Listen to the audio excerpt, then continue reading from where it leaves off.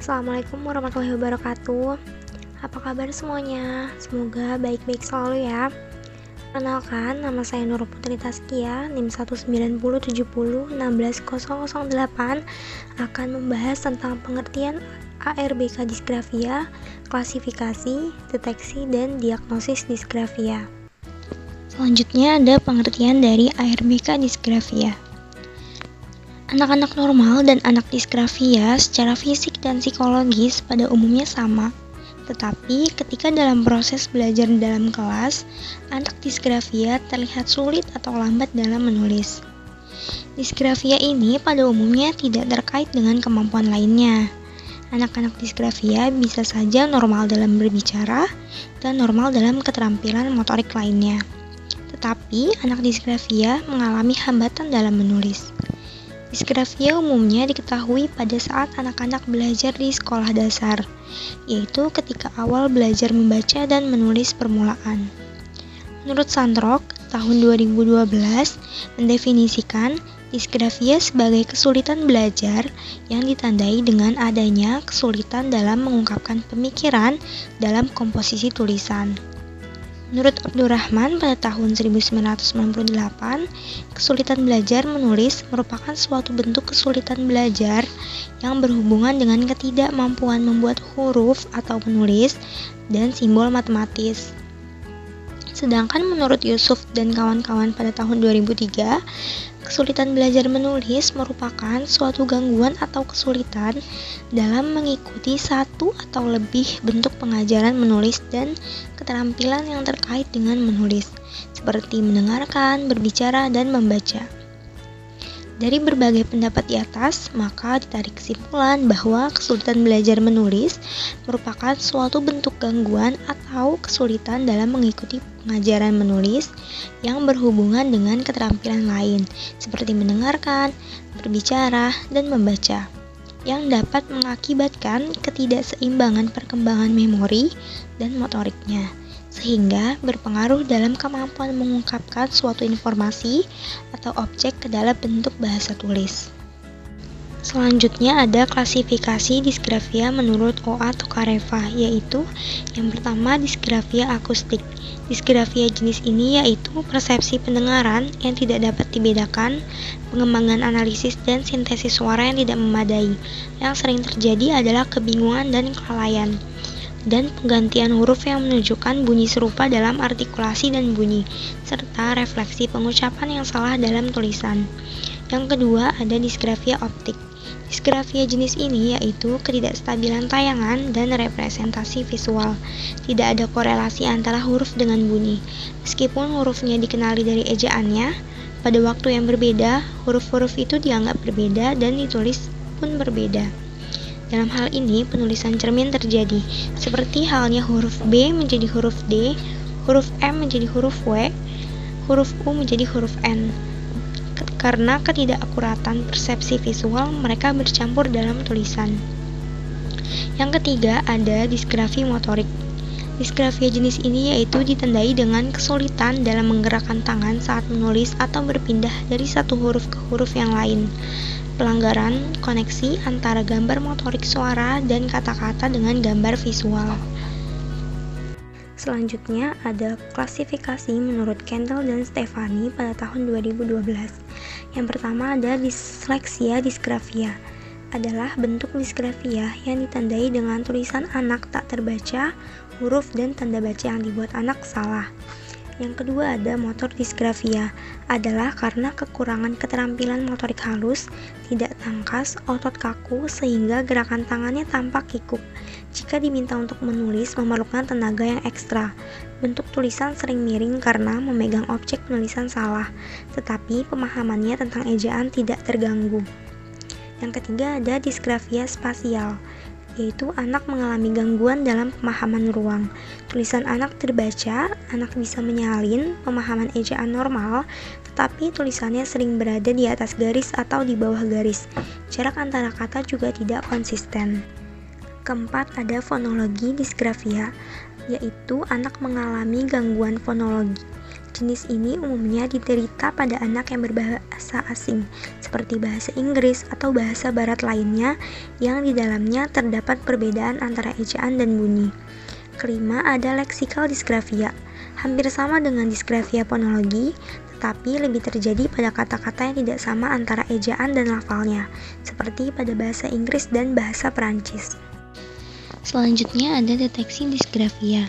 Sebagai langkah awal seorang guru atau pendidik dalam memberikan layanan pendidikan terhadap ARBK disgrafia adalah dengan mendeteksi atau mengidentifikasi atau bisa dengan mengkonsultasikan kepada seorang psikolog maupun dokter anak untuk mendapatkan diagnosis yang lebih lanjut. Jika orang tua mencurigai kemungkinan mengembangkan penyakit ini, maka perlu diperiksa oleh ahli saraf atau dokter mata. Tingkat pertumbuhan bicara diperiksa oleh ahli terapi bicara. Hal utama adalah menentukan dengan benar apakah anak ini menderita disgrafia atau hanya ketidaktahuan dangkal tentang aturan ejaan. Pemeriksaan anak untuk disgrafia meliputi 1. Ada verifikasi pidato lisan. Perhatian khusus harus diberikan pada aspek ini, terutama pengucapan suara, kosakata, kebenaran konstruksi kalimat. Kedua, ada evaluasi pidato tertulis. Setelah tahap pertama, Anda perlu memeriksa surat itu. Untuk ini, anak ditawari untuk menyelesaikan tugas-tugas tertentu. Paling sering ini adalah menulis ulang teks, melakukan dikte, dan membaca huruf dan suku kata. Berdasarkan hasil latihan ini, tingkat perkembangan pidato tertulis ditentukan. Yang ketiga, ada pemeriksaan pendengaran dan penglihatan anak, serta memantau keadaan, keterampilan motorik manual, dan bicara. Selanjutnya, ada gejala-gejala yang sering muncul pada anak-anak disgrafia pada saat proses menulis oleh Kendall dan Diana Stefanishin tahun 2012, yaitu yang pertama, terdapat ketidakkonsistenan bentuk huruf dalam tulisannya. Kedua, saat menulis, penggunaan huruf besar dan huruf kecil masih tercampur. Ketiga, ukuran dan bentuk huruf dalam tulisannya tidak proporsional. Keempat, anak tampak harus berusaha keras saat mengkomunikasikan suatu ide, pengetahuan, atau pemahamannya lewat tulisan. Kelima, sulit memegang pulpen maupun pensil dengan mantap. Caranya memegang alat tulis seringkali terlalu dekat, bahkan hampir menempel dengan kertas. Keenam, berbicara pada diri sendiri ketika sedang menulis, atau malah terlalu memperhatikan tangan yang dipakai untuk menulis. Ketujuh, cara menulis tidak konsisten, tidak mengikuti alur garis yang tepat dan proporsional. Dan yang terakhir, tetap mengalami kesulitan meskipun hanya diminta menyalin contoh tulisan yang sudah ada. Selanjutnya ada diagnosis disgrafia. Jika seorang anak dicurigai menderita penyakit yang dijelaskan, sangat penting untuk mengunjungi ahli terapi bicara. Hanya dokter berpengalaman yang dapat mendiagnosis disgrafi. Apa itu? Bagaimana mendeteksi dan memperbaiki gangguan semacam itu? Spesialis akan memberitahu orang tua setelah pemeriksaan internal. Untuk membedakan patologi dengan kelainan lain, disarankan berkonsultasi dengan psikolog, ahli THT, neuropatologi, dan dokter mata. Pemeriksaan disgrafia meliputi kegiatan seperti analisis karya tulis, mencari tahu tingkat bicara dan perkembangan umum, penelitian peralatan artikulasi, penilaian keadaan pendengaran, penglihatan dan sistem saraf pusat, studi komprehensif tentang struktur ucapan seperti sintesis dan analisis fonemik, diferensiasi pendengaran suara, kosakata, dan lain-lain, dan penentuan tangan terdepan. Setelah mengumpulkan data, terapi bicara akan melakukan beberapa tes, seperti dikte, mencontek teks tulisan tangan dan cetakan, bacaan, menyusun deskripsi dengan gambar, dan presentasi dan tugas serupa. DSM-5 mencantumkan masalah dalam menulis, juga dalam membaca atau disleksia, dan matematika atau diskalkulia, di bawah kategori diagnosis gangguan belajar spesifik atau SLD. Kategori ini juga mencakup penentu SLD dengan gangguan dalam ekspresi tertulis. yang paling selaras dengan gagasan umum tentang disgrafia. Kriteria diagnosis disgrafia meliputi 1. Mengalami setidaknya 1 dari 6 gejala utama terkait kesulitan belajar dan menggunakan kemampuan akademik untuk setidaknya selama 6 bulan. Kesulitan dengan ekspresi tertulis termasuk salah satunya. Kedua, memiliki kemampuan akademik yang secara substansial di bawah hasil yang diharapkan untuk siswa seusianya, dan mengalami masalah di sekolah, pekerjaan, atau aktivitas sehari-hari. Ketiga, kesulitan dimulai selama usia sekolah, meskipun gangguan menjadi akut setelah usia dewasa. Dan yang terakhir, ada kondisi dan faktor lain dikesampingkan, termasuk disabilitas intelektual, masalah penglihatan, dan kurangnya instruksi.